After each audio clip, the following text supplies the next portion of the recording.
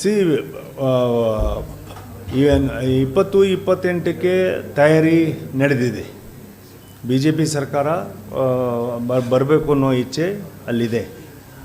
So ಅಂತಿಮವಾಗಿ ಮತದಾರ ಏನು ತೀರ್ಮಾನ ಮಾಡ್ತಾನೋ ಆ ವಾತಾವರಣ ಅಂತೂ ಇದೆ. ಇಷ್ಟು ಸರಿನೂ ಬಿ ಜೆ ಪಿ ಪಕ್ಷ ಯಾವುದೇ ಕಾರಣಕ್ಕೂ ಫುಲ್ ಫ್ಲೆಡ್ಜ್ ಮೆಜಾರಿಟಿ ಬಂದಿಲ್ಲ. ಯಾರೋ ಒಂದಿಷ್ಟು ಜನ ಪಾರ್ಟಿ ಬಿಟ್ಟು ಬಂದರು ಅಥವಾ ಯಾವುದೋ ಸಮ್ಮಿಶ್ರ ಸರ್ಕಾರ ಮಾಡ್ಕೊಂಡ್ವಿ. ಈ ಥರದ ಮೇಲೆ ಬಿ ಜೆ ಪಿ ಸರ್ಕಾರವನ್ನು ಕರ್ನಾಟಕದಲ್ಲಿ ಮಾಡಿದ್ದೀವಿ. 104ವರೆಗೂ ನಾವು ಹೋಗಿದ್ದೀವಿ ಮತ್ತು ಇದು ಮಾಡಿಲ್ಲ. ಸೊ ಈ ಸರಿ ನಮ್ಮ ಎಫರ್ಟ್ ಇರ್ತಕ್ಕಂಥದ್ದು ಆ್ಯಂಟಿ ಇನ್ಕಂಬ್ರೆನ್ಸಿ ಇವಾಗ ಆಡಳಿತ ಪಕ್ಷಕ್ಕೆ ಇರ್ತಕ್ಕಂಥದ್ದನ್ನು ನೋಡಿಕೊಂಡು ಚೇಂಜ್ ಆಫ್ ದ ಲೀಡರ್ಶಿಪ್ಪು ಇವೆಲ್ಲವೂ ಕೂಡ ಸ್ವಾಭಾವಿಕವಾಗಿ ಎಲ್ಲ ಪಾರ್ಟೀಸಲ್ಲೂ ಎಲ್ಲ ಸರ್ಕಾರಗಳಲ್ಲೂ ಸಂದರ್ಭದಲ್ಲೂ ನಡೀತಾ ಇರ್ತದೆ. ಬಟ್ ಬರ್ತಕ್ಕಂಥ 2028ಕ್ಕೆ ರಾಜ್ಯ ಮತ್ತು ರಾಷ್ಟ್ರದ ಆಡಳಿತ ಒಂದೇ ಜೊತೆಗಿರಬೇಕು, ಇದರಲ್ಲಿ ಉದ್ಧಾರ ಆಗುತ್ತೆ ಅನ್ನೋದು ಒಂದು ಭಾವನೆಯಲ್ಲಿದ್ದಾವೆ. ಅದಕ್ಕೆ ಭಾಳಷ್ಟು ಎಕ್ಸಾಂಪಲ್ಸು ನಡೀತಾ ಇದೆ ಎಲ್ಲೆಲ್ಲಿ ನಮಗೆ ಆ ಥರದ್ದು.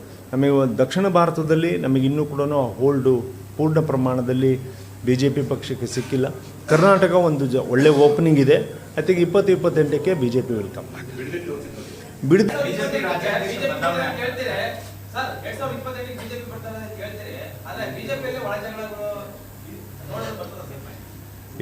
ಅದನ್ನು ಸರಿ ಮಾಡ್ಕೊಂಬಿಟ್ಟು ನಾವು 28ಕ್ಕೆ ಬಂದುಬಿಡ್ತೀವಿ.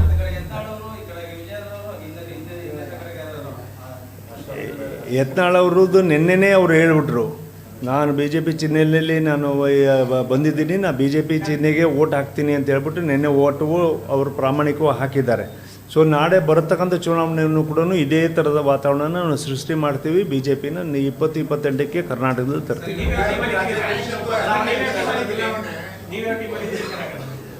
ಯಾವ ಟೀಮಂದ? ನಾನು B J P ಟೀಮಲ್ಲಿದ್ದೀನಿ.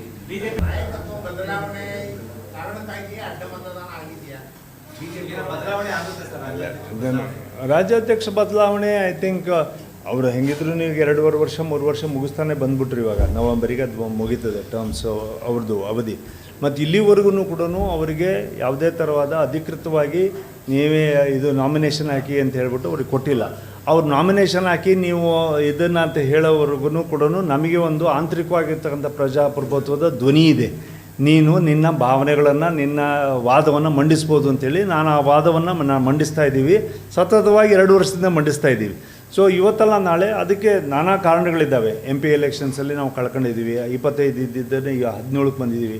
By elections ಕಳ್ಕೊಂಡಿದ್ದೀವಿ. ಕೌನ್ಸಿಲ್ ಎಲೆಕ್ಷನ್ಸ್ನ ಕಳ್ಕೊಂಡಿದ್ದೀವಿ. ನಿನ್ನೆನೂ ಕೂಡ ನಮಗೆ ಈ ಕ್ರಾಸ್ ವೋಟಿಂಗ್ ಆಗಿರ್ತಕ್ಕಂಥದ್ದು ಹಿಡ್ತಾ ಇಲ್ಲ ಅನ್ನೋ ಪ್ರಶ್ನೆಯೂ ಕೂಡ ಬಂದಿದೆ. ಈ ಥರದ ಅನೇಕ ವಿಚಾರಗಳಲ್ಲಿ ಎಲ್ಲವೂ. ಆಮೇಲೆ ವಕ್ಫ್ ಹೋರಾಟ ಮಾಡಿದ್ವಿ, ಅಥವಾ ಬಾಂಗ್ಲಾದೇಶ ನುಸುಳುಕೋರರ ಬಗ್ಗೆ ಮಾತಾಡಿದ್ವಿ, ವಾಲ್ಮೀಕಿ ಬಗ್ಗೆ ಮಾಡಿದ್ವಿ. ಇದೇ ಹಿಂದಿನ ಮುಖ್ಯಮಂತ್ರಿಗಳು on the floor of the house ನಾನು ಕನ್ಫೆಷನ್ನೇ ಮಾಡಿದರು, ನಾನು 185 ಕೋಟಿ ಇದಾಗಿಲ್ಲ, ಅವ್ಯವಹಾರ ಆಗಿಲ್ಲ, ಅದು ಓನ್ಲಿ 87 ಕೋಟಿ ಮಾತ್ರ ಅವ್ಯವಹಾರ ಆಗಿದ್ದು ಅಂತೇಳಿ on the floor of the ಹೌಸೇ ಇದು ಮಾಡ್ಕೊಂಡ್ರು.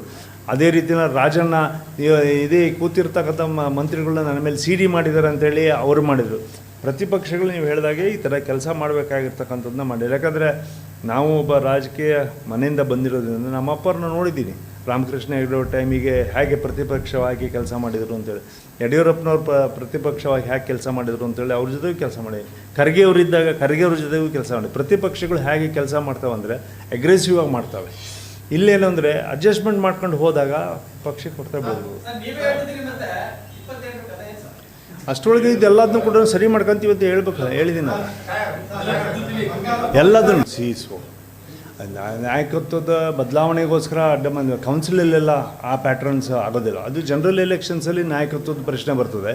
ಕೌನ್ಸಿಲು ಕೊಟ್ಟಿರ್ತಕ್ಕಂಥದ್ದನ್ನು ವಿಪ್ ಅಂತ ಹೇಳ್ಬಿಟ್ಟು ಜಾರಿ ಮಾಡಿದ್ರು ಕೂಡ ವಿಪ್ ಭಾಳ ಕಷ್ಟ ಅದನ್ನು ಪ್ರಿಡಿಕ್ಷನ್ಸ್ ಮಾಡೋದು. ಆಮೇಲೆ ಇಲ್ಲಿ ಯಾರು ಮಾಡಿದ್ದಾರೆ ಎತ್ತು ಮಾಡಿದ್ದಾರೆ ಅನ್ನೋದು ಒಂದು ತನಿಖೆಯಿಂದನೇ ಮಾಡಬೇಕು ಅಂತ ಕೇಳ್ಕೊಂಡಿದ್ದೀವಿ. ಸೊ ತನಿಖೆ ಮಾಡಿಬಿಟ್ಟು ಮಾಡ್ತಾರೆ.